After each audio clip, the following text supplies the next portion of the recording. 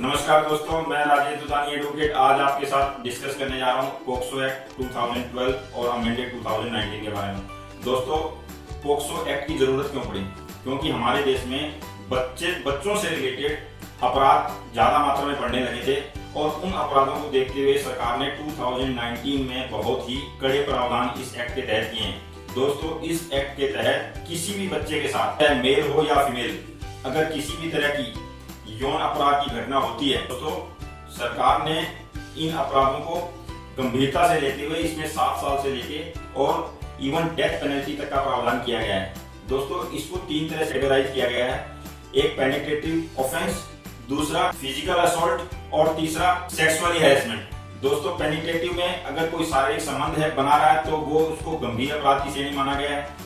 Sexual assault, अगर कोई touch भी करता है व्यक्ति किसी भी तरह से बच्चे को, तो वो सेक्सुअल असॉल्ट में है। और तीसरा सेक्सुअल हरासमेंट में, बच्चे को पोर्नोग्राफी दिखाना या अश्लील बातें करना, इशारे करना, इस तरह की जो भी एक्टिविटीज किसी भी व्यक्ति द्वारा की जाती है तो वो सारी की सारी चीजें पोक्सो एक्ट के तहत रखी गई है।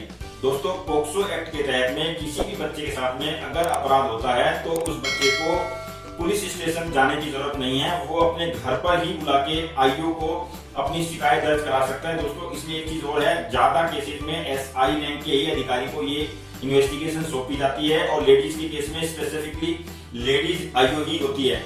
इसमें एक बात और ध्यान देने लायक है दोस्तों, कि अगर किसी व्यक्ति को अपराध होने की जानकारी है और वो व्यक्ति उस अपराध की सूचना पुलिस को या उचित अधिकारी को नहीं दे रहा है तो दोस्तों उस व्यक्ति के ऊपर में भी अपराध का केस दर्ज होता है और वो 6 महीने की सजा और फाइन का हकदार है।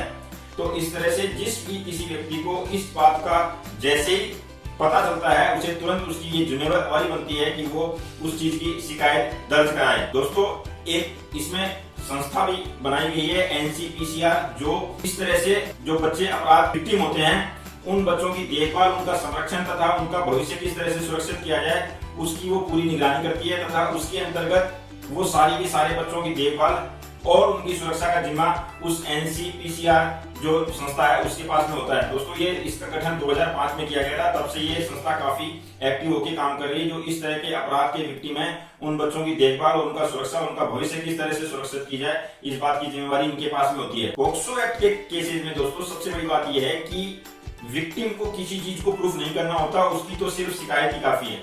इन केसेस में एक्यूज्ड को अपने आप को इनोसेंट साबित करना होता है। इसमें अगर विक्टिम की आप अगर कोई एक्यूज ये कहता है कि कॉन्सेंट थी तो इसमें कॉन्सेंट कोई मायने नहीं रखती, यहाँ कॉन्सेंट का कोई प्रश्न नहीं उठता। विक्टिम जो है उसने अगर कोई बात कह दी या शिकायत कर दी तो वो सफिशिएंट है। उसके बाद में एक्यूज को ही इस बात को प्रूफ करना पड़ेगा कि उसकी कोई ऐसी इंटेंशन नहीं थी या उसने गलत इरादे से नहीं छुआ या उसने उस समय वो मौके पे नहीं था। जो भी उसकी डिफेंस है वो उसे खुद ही प्रूफ करनी पड़ेगी। विक्टिम को दोस्तों इस केस में कॉम्पनसेशन का भी प्रावधान है। जो ही घटना घटती है उसके बाद में विक्टिम को जो है कॉम्पनसेशन दी जाती है और वो कॉम्पनसेशन विक्टिम या विक्टिम के फैमिली, अगर विक्टिम माइनर है तो उनको दी जाती है। तो इस तरह से दोस्तों पोक्सो एक्ट के तहत में काफी स्ट्रिंजेंट कदम उठाए गए हैं और जिससे कि विक्टिम को और उसके परिवार को काफी हद तक सुरक्षा मिले और आगे किसी भी व्यक्ति को इस तरह की दोबारा आपराधिक गतिविधि को अंजाम देने की हिम्मत ना हो सके। तो दोस्तों, ये था आज का पोक्सो एक्ट के ऊपर में डिस्कशन। अगले वीडियो में फिर किसी नए टॉपिक के साथ मिलेंगे, तब तक के लिए नमस्कार, धन्यवाद।